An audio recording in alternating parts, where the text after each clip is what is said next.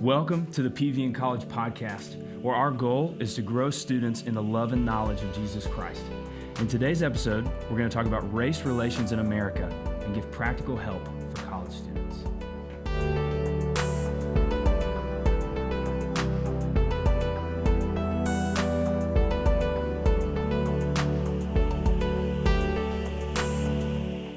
Our guest today is Cam Washington. Cam has a Master's of Divinity from Metro Atlanta Seminary. He has spent several years in vocational ministry with a focus in discipleship and teaching. He and his wife Kylie have been married for 4 years and live in Atlanta, where they share a mutual appreciation for food, dogs, and coffee. They love helping outsiders feel at home, and I have the true honor of calling him a friend. Cam, welcome to the podcast, man. Dude, you crushed that intro. Well, you know, I'm just reading it, so You read good. I do. I might be the goodest reader that we've had I'm so proud. in a long time. I'm just playing the cards that you've dealt me, man. These are great. So food, dogs, and coffee. That's pretty much the foundation of a good marriage for us. For us at least. I mean, we hardcore foodies. I make coffee every morning. Mm-hmm. We have a dog that we just got in sometime in quarantine. She's 3-year-old chocolate lab. Ooh. She's probably the brightest part of 2020 for us, for sure. Yeah, that's well said. What's the name? What is the dog's name? Willow. She's wonderful. Classic dog name. Oh, she's so good. Is there a ranking? Like, so food, coffee, and dogs? Is there a hierarchy there? It depends on who you ask. For me, it's coffee, food, then dogs. For her, it's dog, food, coffee, I would assume. Gotcha. She'll probably see this and be like, you're completely wrong, which is a normal thing in my house. I was about to say, no, literally unfazed at all. Yep. So, wow, 4 years? You guys have been married for 4 years? You were there, yeah. Wow. No, I know. Well, yeah, I know that. But it just, wow, 4 years. Time flies, man. No you kidding. Literally look out the rearview window and you're like, wow, we've been together. We've been together for 6. Okay, and then, so we started dating. Wow. Senior year of college.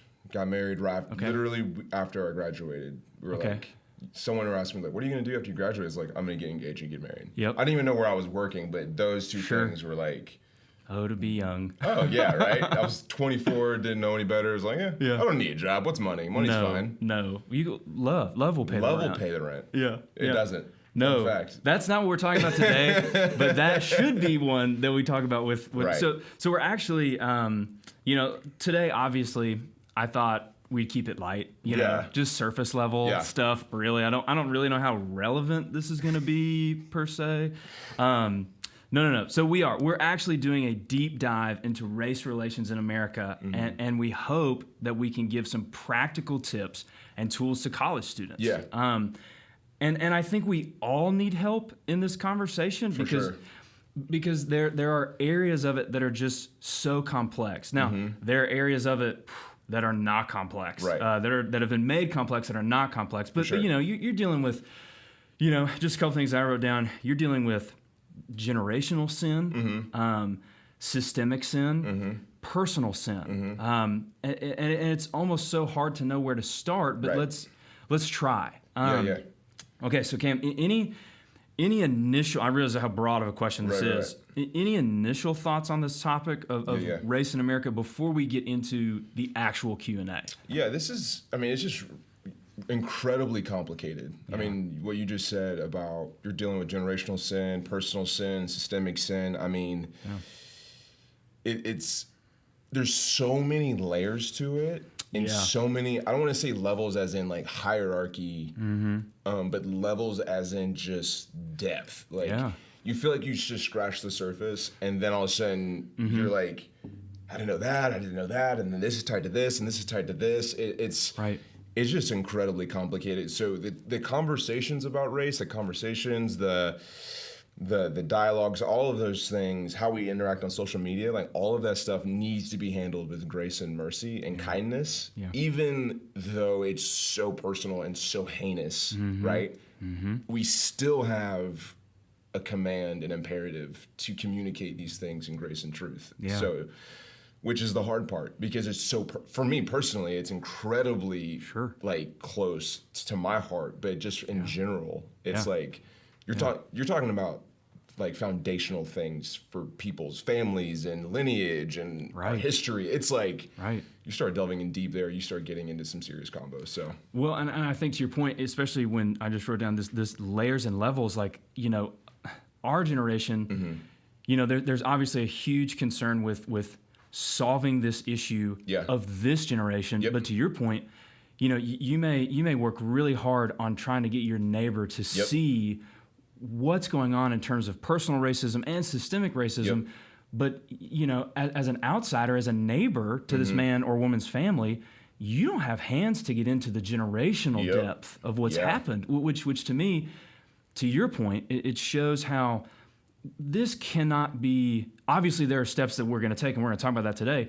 But our biggest helper has got to be Jesus Christ and the Holy Spirit, because He knows the generational depth of this. He knows the systemic depth of this in ways that I just, you know, with my bachelor's degree, will never be able to fathom. For sure. And He has the hands to fix it. And just to your point, like, I think I'm going to say that a lot today. To your point, Cam, to piggyback off what you said, Cam, but just in the limited interactions that you and I have had about this issue, the ability that you have to disarm and to de-escalate and to, I think that is a huge gift of the Holy Spirit that He's given you. Praise God for that. Yes, well, and thank you for that, of being, I hope that students today will hear not just, ooh, this is how I'm going to get them, you know, this is the point for point that I'm going to use to get them, but they will catch some of what the Spirit's doing in your life in terms of not just this is what you say, but this is how you say it. Yeah, 100%. You know what I mean? Does that make sense? Like 100%. It's not just what you say, but how you say it. Yeah, because when you're talking about racism specifically, you're talking about,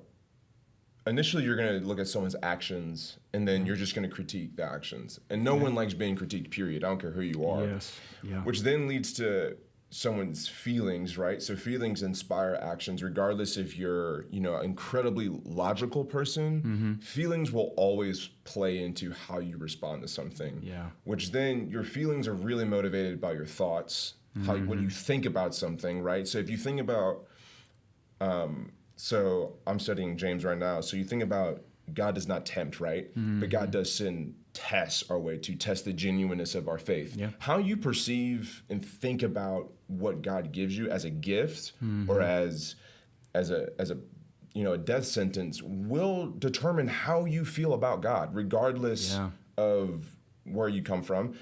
But then your beliefs about God determine what you think about God. So if you believe God is good, then you will think the things that He gives you are good. Got it. But all of that is buried underneath our experiences of life. So a lot of people have issues with God because of the experiences they've been given, and their beliefs are rooted deeply into their experiences.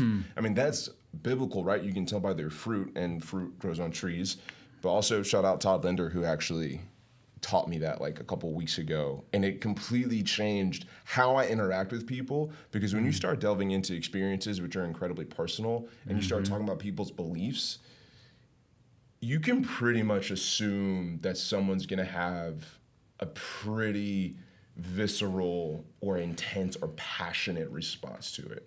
That's why we don't talk about money, race, or politics at the dinner table. It's just like, it's so hush hush, and so of course there's emotions and thoughts behind it that no one's talked about with anybody. And now all of a sudden we're at an emotional high point with election year and all the things that happened this past year. So it's pretty intense. It's like a giant trigger. Like it literally is a giant trigger warning. Well, and to your point, this is the thing I wrote down. So hopefully maybe we can show college students not just, you know, when you're speaking to someone about race, not just to shape the info they receive, but to shape the experience they have of receiving you. Exactly. You know what I mean?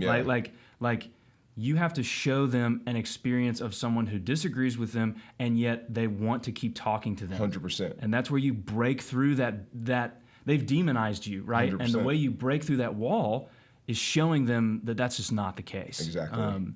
Excellent. Okay. Well, great. We'll wrap it up here. Just kidding. No, we're actually just kind of getting into listening, folks. We're still here. You're a natural, man. I listen enough. I listen enough podcasts to know the segues. That's so true. So, okay, let's start off here. Okay, we want to get into a couple of definitions, and let me explain why, because I don't think college students, myself included, are like, yes, definitions. So here's why. I think definitions are so important on this 100%. topic. I think racism can grow through being vague. Oh, right? yes. Even racists can be against racism because it just depends on your definition, right? As long as you're against your definition of racism, you're not a racist. So let's nail this down as best we can. So, Cam, what is racism? What is, nice and easy, I've thrown you the softball.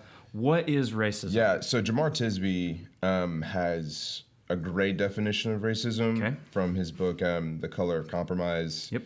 He says that racism is a combination of prejudice and power.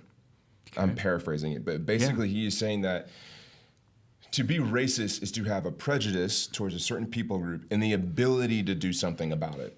So people talk about reverse racism. It's like when people of color or black people, brown people, they decide to create their own thing or to speak against racism or have a certain posture about police or other white people is then reverse racism. The problem with that is being a minority group, you are automatically put into a limit of your ability to really do something about it. Okay. Because it's just numbers game. Like if we're a democracy and it's based on votes, just by the numbers, we don't have enough votes to really do a lot. Now, I know we live in a free country and we're allowed to vote and that's our right to do so. But if every white person, every black person voted on two separate things, just by the numbers, we don't have the power to do the same things that white people do. Gotcha. That's objective. You can't argue that, right? Gotcha.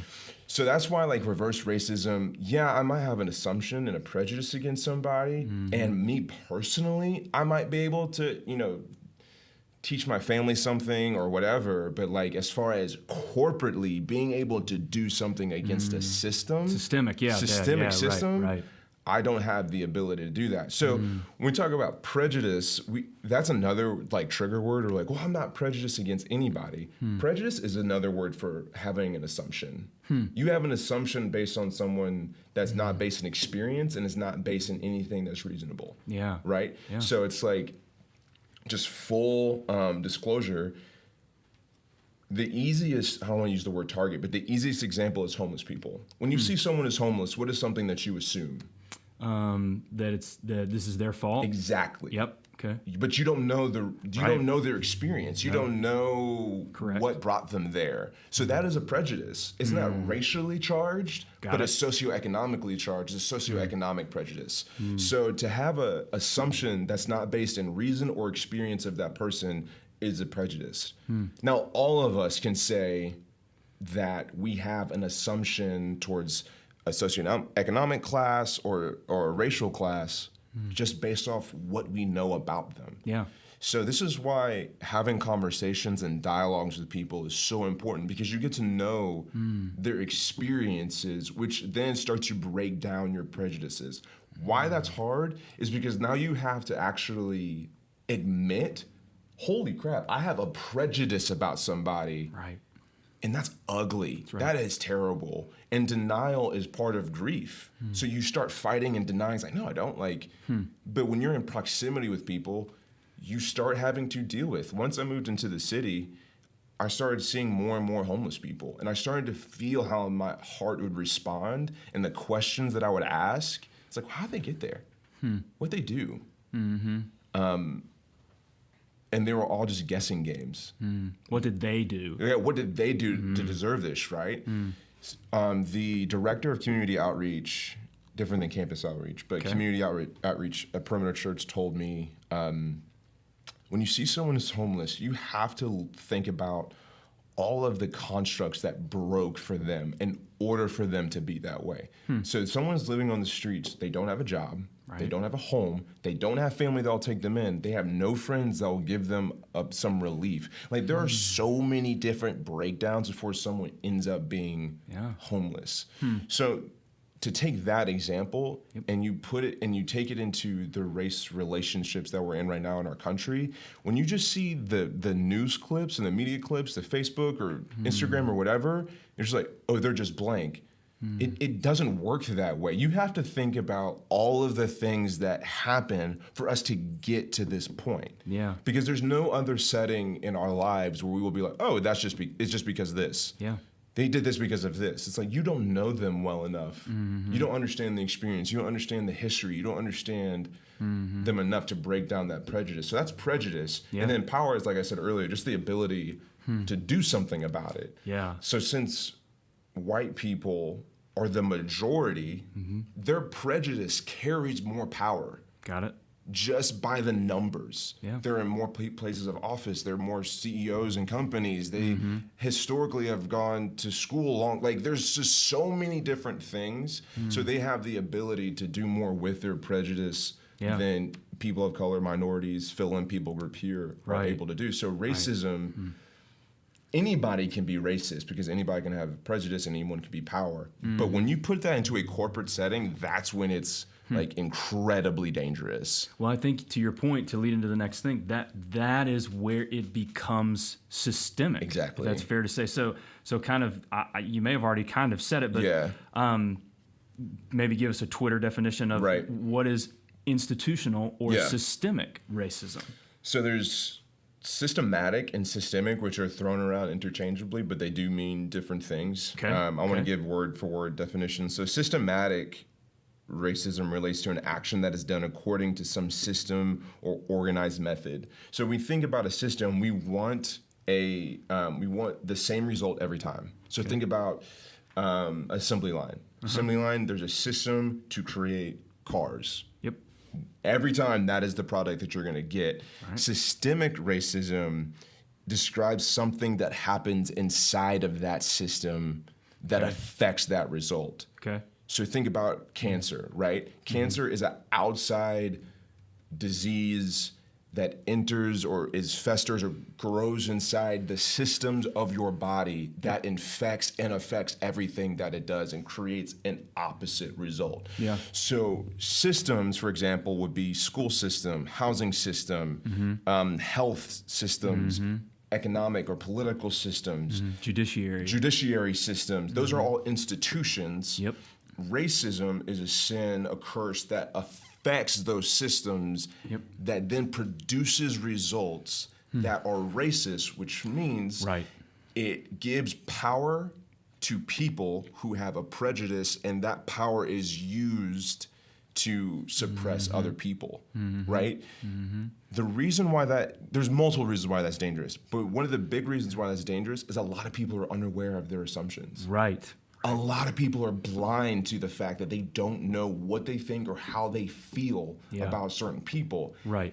And because they're blind, going back to that tree and fruit analogy, they'll do something that I'm giving a lot of people benefit of the doubt, that they don't know and think is racist. Yeah. But the person who has the experiences of racism can look at that and be like, dude, that is, like, you can't say that. You can't do that. Right. That is racist. And that person's like, no, it's not. No way, yeah. Because they don't have the experience that the other person has. And that's when we start getting into these huge arguments, because a lot of people hold this hard line of truth. Truth is only things that you can measure.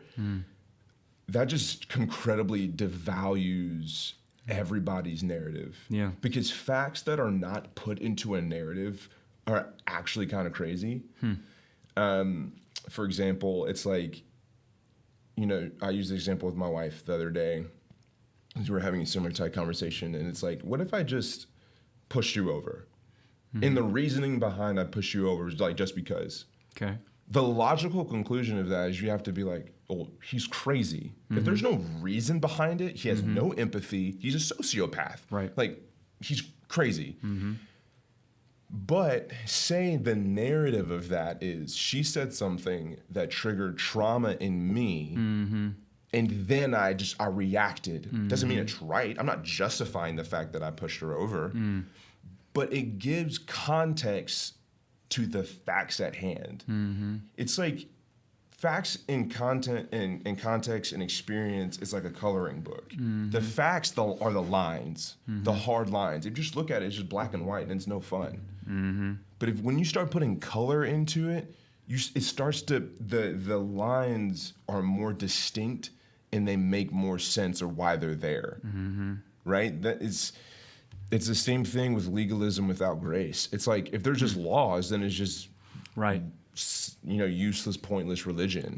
That we can bend to our will and do to oppress others, hurt others, lift ourselves up, be self-righteous, all that stuff. But the moment you enter the color of grace and love and the gospel into the practices of our faith, they point us to something. They point us to someone. They ultimately point us to Christ. So that's the definition. Those are the definitions of systematic and systemic. System, think systematic is the system. Systemic is the outside thing that enters into the system and completely corrupts it. And turns it, and those products start turning into things that if you're a believer, you wouldn't want for yourself or you want for anyone else. No. One of the things that I pulled from, a definition of systemic racism, this is influenced a little bit by John Piper. Shout out to JP.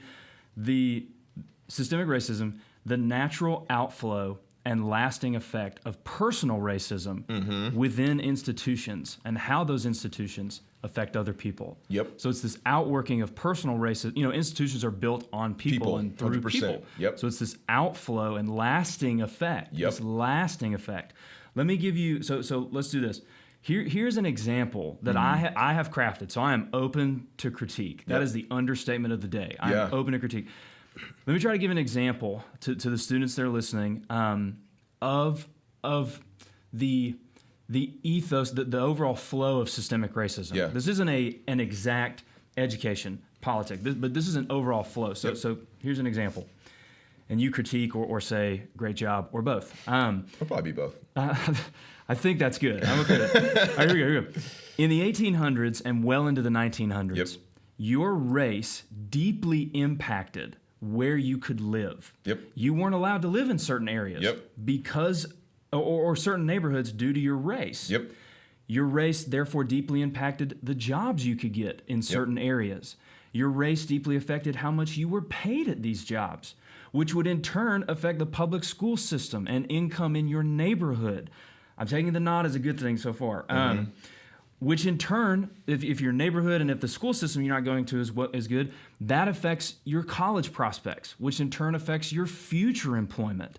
So what people have to understand about systemic racism is that race deeply impacts not just whether or not someone calls you a terrible name. Racism deeply impacts your position in the American system. 100%. Is that a flavor of what systemic racism is like? And to even add layers to that, to even take out the word deeply, no, that caused it. There's no, but it's no, that is what happened. They literally drew lines on maps saying, black people can't live here. And then, so say black people can't live here, but your job that by the grace of God you actually get is way over here. It's like, how am I supposed to get that? Because you're not getting loans from banks. You're not getting any money from the banks because the institution of the bank is corrupted. And now but not just that, they're legally allowed to do that. Like what blows my mind sometimes is there's this idea that it was far away. I figured this out the other day that my dad and his siblings were the first generation of my family who had full rights. As today. My parents. No. Not like great grandfather. World War I granddad. No, my dad. My grandfather, he had the right to vote, but I can't remember exact dates, but it wasn't until the 1960s. My dad was born in 70, where schools were fully integrated, and it was not illegal to do these things. But still, this is not 1700. Well, it was, but it stayed that way. I looked this up today. The Voting Rights Act. 1965. My dad was born in 54. My dad, in his lifetime, just in this lifetime, do people who look like you now have the same rights as me, just in terms of voting. And MLK was shot 3 years after that. And just for the record, MLK was assassinated. Yes, well said. Like, history books, like, he was murdered. Yes. Like, no, they put a target on his back, and he was deemed the most dangerous man in America at one point. Right. He was just a civil rights activist who was promoting peaceful protests so that we could be treated as human beings. 100%. So it's like, even those kinds of things were like that.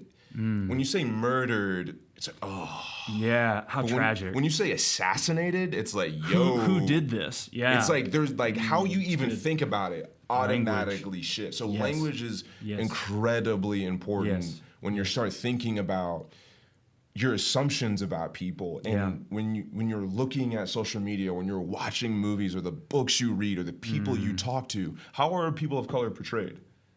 Like, that's informing how you view people. That's what that was so crazy about Chadwick Boseman, was that he was like, I'm not gonna be the drug dealer in your TV show. Right. I'm not gonna be the angry black man in your TV show. Or the token black friend to the protagonist. Yeah. No, I'm not doing that. Like, I'm going to say no to this so that I can say yes to Black Panther and give a whole generation of black kids and black men a hero to look at and just be like, yo, like, that's incredible to see black people portrayed in that way of being excellence, and black women not being portrayed as angry but powerful and emotional and supportive and independent and not needing someone to defend. Like, those things matter to the psyche of people when the thing that they see and they're taught in school their whole life is like, your history starts with slavery.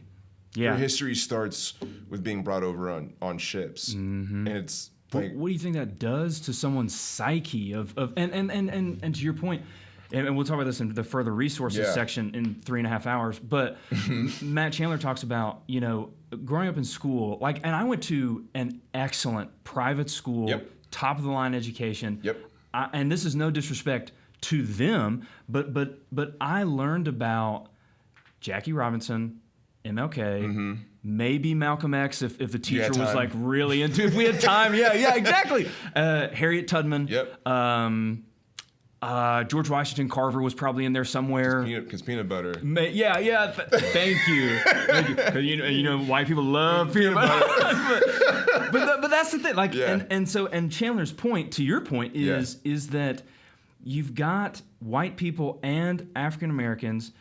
And those are just two, right? Not even other races and different walks of people, but you've got them learning that in this ocean of Washingtons and Lincolns and Jeffersons and Roosevelts, there were these couple of bright spots of black people. So you subconsciously are taught in education that a special black person is a rarity, is the unicorn, like we talked about. You know what I mean? In this ocean of the white people who are really the movers and shakers. You know what I mean? Like, and that is, I think, here's kind of the example that I have used with someone, and it's a little intense, but I think it makes a point. You know, people will say about the present day, look, Cam, come on, dude, I own 42 on DVD. I've seen Remember the Titans like 10 times. I even saw The Help in theaters. And therefore, and I agree with everything in those movies. I would never use the N-word. I would never, hit somebody because, or pick on someone for the color of their skin.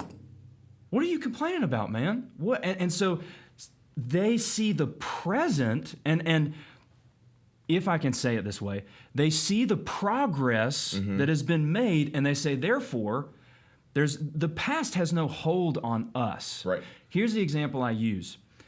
If your wife was sexually abused as a child, and therefore now that you are married, you struggle with intimacy with her, that's the same as you saying, get over it. What is the deal? Come on, we're married. We're presently married now. In order to help fix the present, you have to acknowledge the horror that has been done in the past. And not just that it was done like I stole something like a static action. It connects to the personhood of what's happening today. 100%. I think, is that a fair way of maybe, again, the flavor and the ethos of not just personal racism, but systemic racism and what's still happening? Dude, that's why narrative in history is so important. Like, you have to understand the whys, and the whys are in your history. Yeah. Because your narrative and your experience, they form your beliefs. And if your beliefs are unchecked, you're growing these deep roots of what you think, how you feel, and what you believe about people. Yeah. And then all of a sudden you get into this moment and you find yourself on the side of a party line or a racial line that you did not expect yourself to be on, and you have no idea why. Yeah. Right? You have no idea why am I here? Right. If you have the courage to ask yourself that question, why am I here? Right? It's like, I've been going to therapy for a couple of years now and starting to delve into why I get angry so quickly. Like, why can I not take critique? Why is that such a hard thing? And then what my therapist will do is I'll start expressing these problems of where I think they come from. And what he does is he gives validation to those experiences. And then all of a sudden, there's this relief of like, I just needed someone to say like, that happened. Diffuses, I'm not crazy. Yeah. Because that's what it's called, gaslighting. It's like since Black people and people of color are the minority, you're usually, when you're the token Black guy in a lot of white spaces. You have majority white people who don't have your experiences, right? They don't know what you've been through. So you start being the prophetic voice in your space of like, this is, and they're like, no, that's not a thing. Right. That didn't happen. And you start hearing that enough and you're just like, am I crazy? Yeah. But then what ends up happening is you start talking to your friends who are your people of color. They're like, no, that happened to me. That happened to me.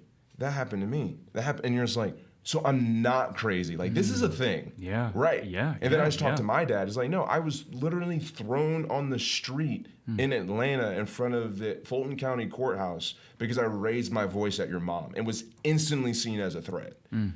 Like, oh, so you've had instances with the police. And then as a kid, like, white men telling him, I'm going to kill you for playing with my children. Like, that's my dad. My dad's 50. Right. He's not this 95-year-old like maybe not. In Georgia. Yeah. Like, this just happened. And then, my instances of being profiled with the police. It's like, and I'm not dark. And my dad told me all the time, like, Cam, don't forget that you're Black because people will quickly remind you that you are. Wow. And it's just like, you got to understand the experiences in order to have any kind of empathy and in order to mourn with those who mourn, which is a biblical mandate. Yeah.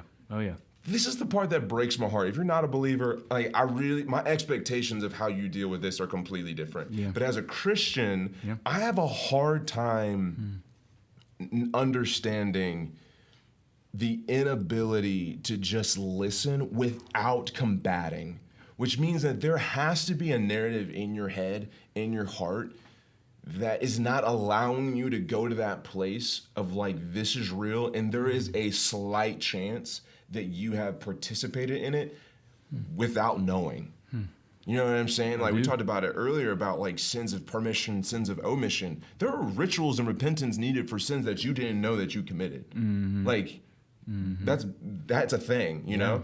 So to your example of if your wife is having trauma with intimacy and things like that, that's a great example of bringing urgency and connecting the dots to the fact that, no, your history affects your present. Correct. Yeah. And to just put a line in the sand, it's like you're going to the movies and someone walks in hour and a half in and you're telling them the story and they've only seen the last 15 minutes and they tell you the rest of that story. That didn't happen. It's like, dude, you just got here. Like, you can't, like, you have no say-so in the first hour and a half of the movie because you weren't there to experience it. Yeah. And then to say, oh, he got here because of X, Y, Z. And you're like, no, he didn't. Right. You weren't here for the first half of the movie. Like, why are you in here critiquing? Right. When you didn't even see the whole film? Yeah. And then you don't even have the courage or the patience to go back and watch and like learn about the rest of it. Man, that's a great point. That's such a good it's analogy. Like, what are you doing? Like, you sound, first of all, you sound ignorant, which I don't think you want to sound ignorant, but you do sound ignorant. Right. And you come off as unempathetic. You come off as a bigot. You come off as all these things that as a believer should break your heart that you are displaying this to your family, right? If we're a covenant family, it should hurt you that you are hurting a brother or a sister or a parent in the faith. That is the part that's the most heartbreaking to me, is when the believer just, you don't have to co-sign Black Lives Matter. But for me, like, you know me. Yeah, right. Like, right. Yeah. Like, forget them. Like, you know me as a person. Right. Like, why can't you empathize and why can't you understand me? You know what I'm saying? That's the part that's probably, actually not even probably, the most heartbreaking. So when you were telling me your experience, like, I'm literally on the other side of the phone, like, in tears. 'Cause I'm like, God, you are faithful. Like, you are doing what you said you will do and finishing the things that you started, and you're softening the hearts of men, and your spirit is coming, and you're answering the prayers of saints of old and saints of new. Like, you are doing a work.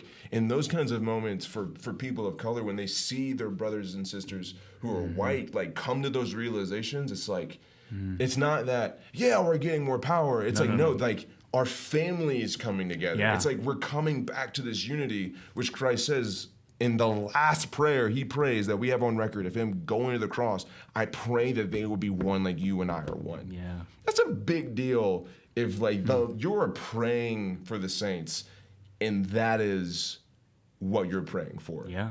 Like, 100%. We should probably take that with some some brevity of Jesus saying, like, I want them to be one. It's like, well, we're not really one right now, and that is tearing my heart apart. When you think about if you're Jesus and you're going to die and you are on limited time here. Yeah. Understatement of the year, limited time. Yeah, right? No, I got to be somewhere, guys. It's not in the ESV. Yeah. It's not in the ESV. Yeah. But of all the things he could have picked to pray for, you know what I mean? Yep. Guys, thank you so much for joining us for part 1 on our discussion about race in America. We'll see you next week in part 2.